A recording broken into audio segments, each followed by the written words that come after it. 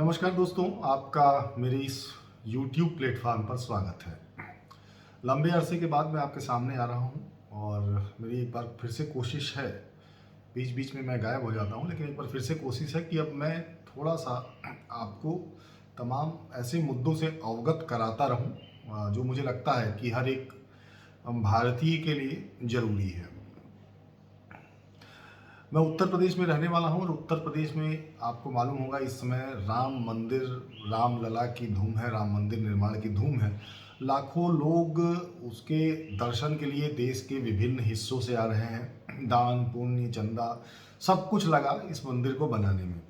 लेकिन कल्पना करिए कि उत्तर प्रदेश की योगी सरकार अगर ये कहे कि मंदिर में जो भी कुछ दान में मिलेगा उस पर सरकार 5% या 10% टैक्स लेगी, तो आपको कैसा लगेगा?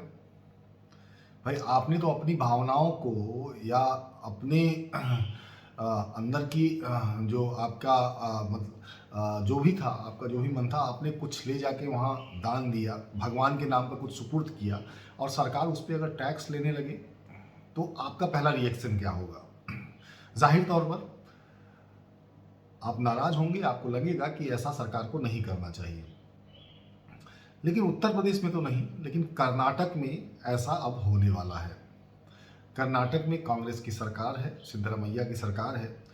और आज सुबह जब मैं अखबार पढ़ रहा था तो अखबार के फ्रंट पेज पे मुझे एक खबर दिखी कि कर्नाटक में एक एक्ट पारित किया गया है जिसके तहत अब हिंदू धार्मिक स्थलों पर जो भी आय होगी उसका सरकार 5% और 10% टैक्स के रूप में लेगी। हालांकि जाहिर तौर पर इसका विरोध तो होना ही है, विरोध हो रहा है, विरोध शुरू हो गया है और ये विरोध अभी कर्नाटक में शुरू हुआ है। मेरे पास वो अखबार है, मैं खबर की 4 लाइनें पढ़ूंगा। जो विधेयक पारित किया गया है उस विधेयक में क्या है? उस विधेयक में है, इस विधेयक में प्राविधान है कि कर्नाटक में 1 करोड़ रुपए से अधिक कमाई करने वाले मंदिरों से 10% टैक्स वसूला जाएगा। वहीं जिन मंदिरों की कमाई 10 लाख से 1 करोड़ रुपए के बीच है उन्हें 5% टैक्स देना पड़ेगा।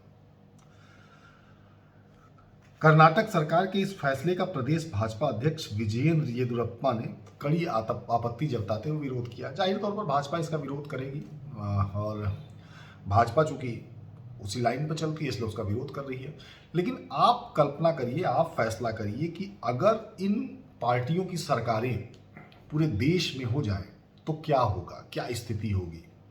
आपने देखा होगा उत्तर प्रदेश में योगी आदित्यनाथ की सरकार है।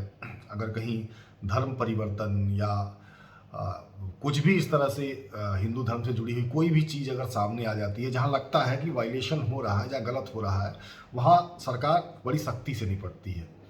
लेकिन कल्पना करिए कि अगर उत्तर प्रदेश में कांग्रेस की सरकार आ जाए या कांग्रेस सहयोगी दलों की सरकार आ जाए या जो लोग आज कांग्रेस के साथ मिलकर भारतीय जनता पार्टी को हराने की कोशिश कर रहे हैं उनकी सरकार आ जाए तो क्या होगा? राम मंदिर तो बन गया है, लेकिन अब राम मंदिर में जो चढ़ावा चढ़ेगा, जो हम और आप वहां पर दान पुण्य करके आएंगे, सरकार उस पर टैक्स लेना शुरू करेगी। अब मथुरा काशी की तो बात ही छोड़िए, हो सकता है मथुरा में जो अभी काशी में शुरू हुआ है, काशी में जो पूजा अर्चना शुरू हुई है वो पूजा अर्चना ही बंद हो जाए। तो फैसला आपको करना है, निर्णय आपको लेना है कि आपको कौन से लोग पसंद हैं। वो लोग पसंद हैं जो तमाम सदियों से जो हमारी धार्मिक भावनाएं थी जिन्हें तोड़ मरोड़ के दफन कर दिया था, या जो भारत का जो पुराना स्वरूप है उसकी तरफ जो वापस ले आने की कोशिश कर रहे हैं, वो लोग आपकी पसंद होंगे, या वो लोग आपकी पसंद होंगे जो आपके मंदिरों पर टैक्स लगा रहे हैं। आप पढ़िएगा, बहुत पहले जब मुगल बादशाह शासन करते थे तो उन्होंने हिंदुओं पर एक अलग तरीके का टैक्स, एक अलग तरीके के कर का प्राविधान रखा था कि अगर आप हिंदू हैं, हिंदू धर्म अपनाते हैं या अब पूजा पाठ करते हैं, हिंदू धर्म में बने हुए रहते हैं, तो आपको तमाम उन मुगल बादशाहों को एक अलग तरीके का टैक्स देना पड़ता था। और अगर आप इस्लाम कबूल कर लेते हैं तो आपको ये टैक्स नहीं देना पड़ेगा।